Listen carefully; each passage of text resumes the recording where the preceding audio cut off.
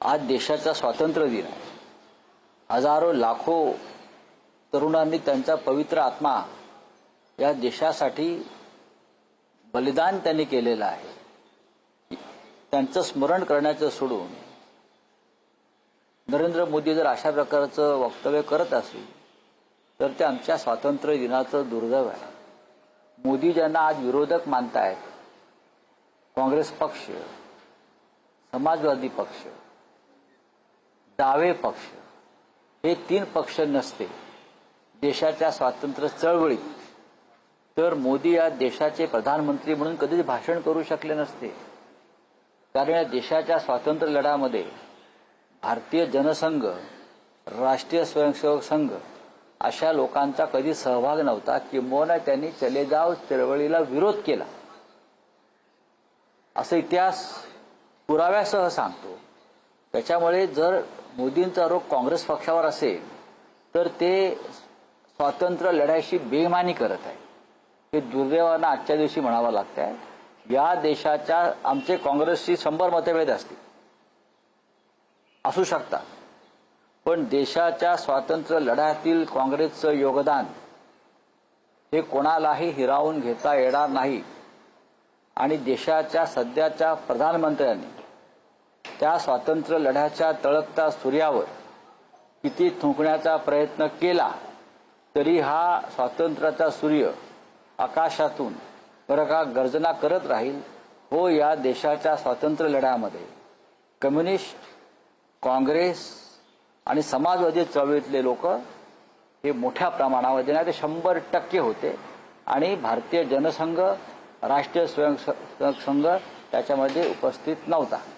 आणखी एक त्यांनी देशातील राजकीय पक्षांना आवाहन केलं आहे की ते म्हणत आहेत की लोकसभा आणि विधानसभेमध्ये महिलांना 33% आरक्षण देण्यासाठी पुढे या. तुम्ही क्रेडिट घ्या, पण महिलांना प्रतिनिधित्व देण्यासाठी या संदर्भातले विधेयक संसदेमध्ये एकमतानं मंजूर झालं. महिला आरक्षणासंदर्भात 2023 साली. माझं देशाच्या पंतप्रधानांना एक आव्हान आहे, 2023ला मंजूर झालेल्या बिलाचं आपण अंमलबजावणी अद्याप का केली नाही याचं तुम्ही जर लाल किल्ल्यावरून उत्तर दिलं असतं तर आपण सत्यवादी आहात हे आम्ही जाहीरपणे सांगितलं असतं. महाराष्ट्राच्या राजकारणातला एक विषय आहे की सुप्रीम कोर्टात सध्या जी सुनावणी सुरू आहे शिवसेना पक्ष आणि चिन्ह या संदर्भातली जी अंतिम टप्प्यात पोहोचली आहे. असं असताना देशाचे महाराष्ट्राचे मुख्यमंत्री फडणवीस यांचं एक मोठं विधान आहे की शिवसेना ही शिंदेंचीच आहे आणि राष्ट्रवादी काँग्रेस ही अजितदादांचीच आहे. 2024 साली जनतेच्या न्यायालयात हा निकाल लागलेला आहे आणि सर्वोच्च न्यायालयातही हाच निकाल लागेल. जनतेचं न्यायालय हे नक्की कोणाला म्हणतायत?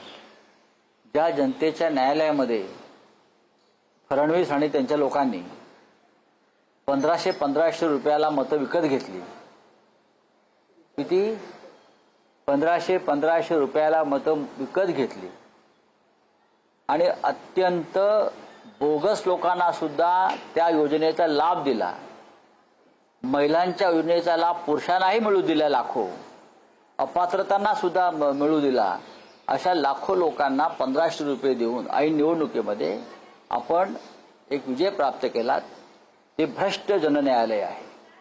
भ्रष्टाचाराच्या माध्यमातून तुम्ही जनता न्यायालयाचा देखावा उभा करत असाल तर तुम्ही देशाच्या लोकशाहीवरती बरं का संकट आणताय. ईव्हीएमचा घोटाळा करून तुम्ही हे जनता न्यायालय निर्माण केलेलं आहे. प्रचंड प्रमाणात भ्रष्टाचार करून त्या भ्रष्टाचाराचा पैसा मतदारांना देऊन तुम्ही या जनता न्यायालयाची निर्मिती केलेली आहे. आणि हाच निकाल सर्वोच्च न्यायालयात लागेल ही काय धमकी आहे का? ही धमकी आहे का?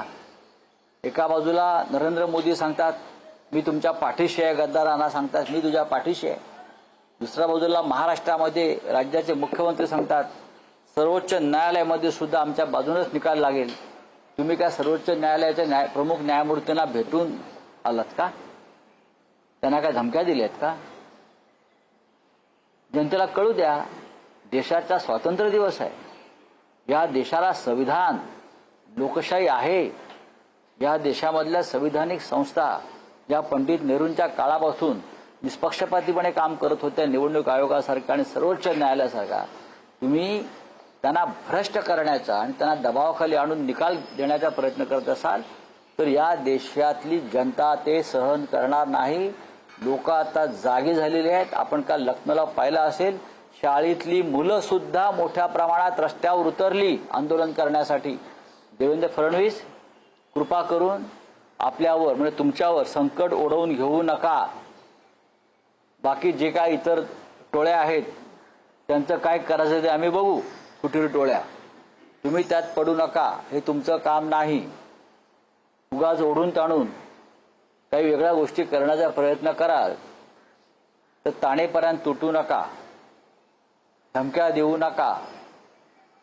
न्यायालयाला त्यांचं काम करू द्या.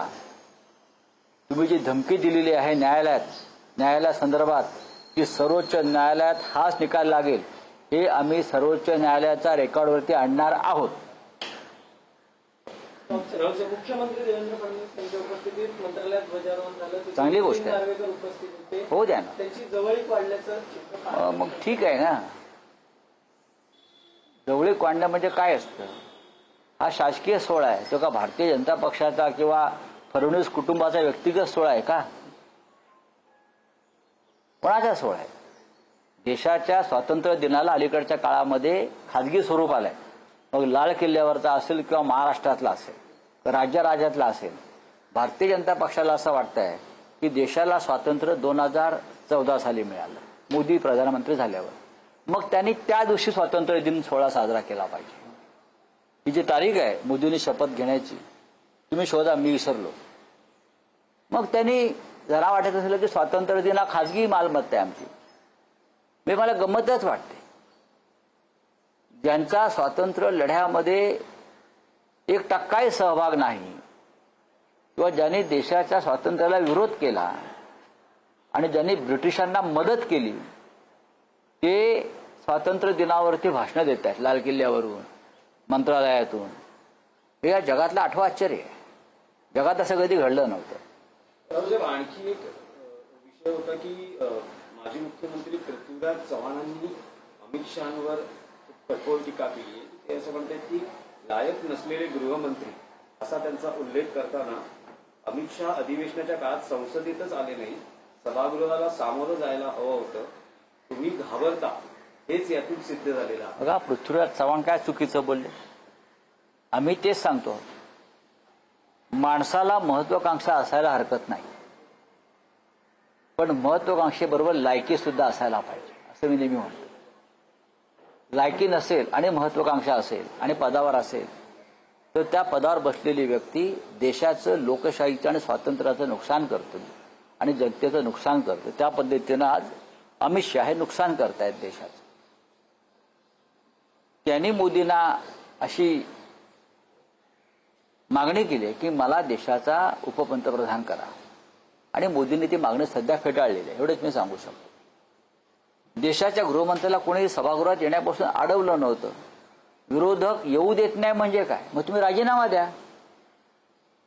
विरोधक तुमच्याकडून काही प्रश्नांची उत्तरं मागतायत, जे प्रश्न देशातल्या कायदा आणि सुव्यवस्थेशी संदर्भात आहेत, तरुणांवर झालेल्या गोळीबाराच्या संदर्भात आहेत. तुम्ही पळून कशा करता जाताय? देशाच्या गृहमंत्री जर पळपुटा असेल तर मग पुलवामा आणि पेलगाव सारखे अतिरेक्यांचे हल्ले होतात. आम्हाला भीती वाटते. शाळांच्या दिशेने आता सीजेपीची मोहीम चाललेली आहे. देशभरातील अत्यंत बरोबर आहे. देशभरातील शाळांची परिस्थितीवरती जर या तरुणांच्या संघटनेनं काही काम सुरू केलं असेल तर ते अत्यंत योग्य आहे. कारण ज्यांच्या हातामध्ये शिक्षण व्यवस्था आहे देशाची, जे सरकार आहे, त्या सगळ्यांची मुलं परदेशात शिकतायत. त्यांना इकडल्या शाळांशी काहीही घेणं देणं नाही. या सगळ्यांची मुलं युरोप, अमेरिकेत शिकतायत, सिंगापूरला शिकतायत. हे लक्षात घ्या. चला, धन्यवाद. आप बोलिए.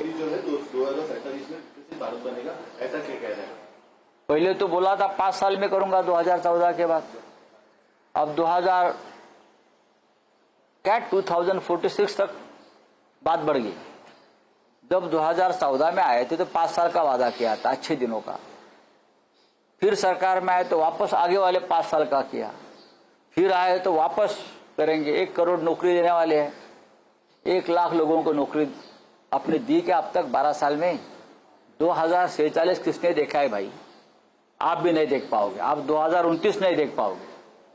प्रधानमंत्री जी और अमित शाह जी 2029 नहीं देख पाओगे, तो आप जनता को 2047 का झांसा दे रहे हो और लाल किले से झूठ बोल रहे हो, वो भी तिरंगा के नीचे। उनको कभी तिरंगा के प्रति ना प्यार रहा ना सम्मान रहा, इसलिए तिरंगा के नीचे खड़े होकर झूठ बोल रहे हैं देश के प्रधानमंत्री।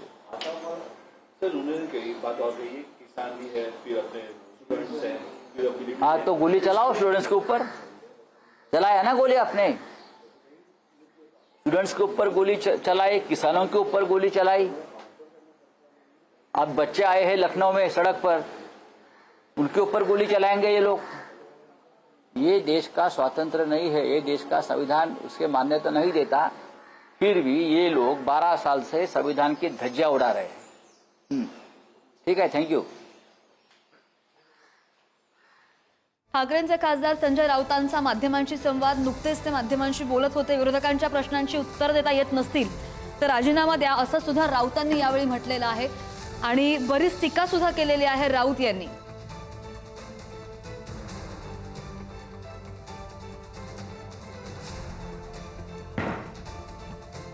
विरोधकांच्या प्रश्नांची उत्तर देता येत नसतील तर राजीनामा द्या असं सुद्धा राऊतांनी म्हटलेलं आहे आणि सत्ताधाऱ्यांवर मोठी टीका केल्याचं पाहायला मिळते। स्वातंत्र्य दिनाच्या राऊतांनी सगळ्यांना शुभेच्छा सुद्धा दिल्या।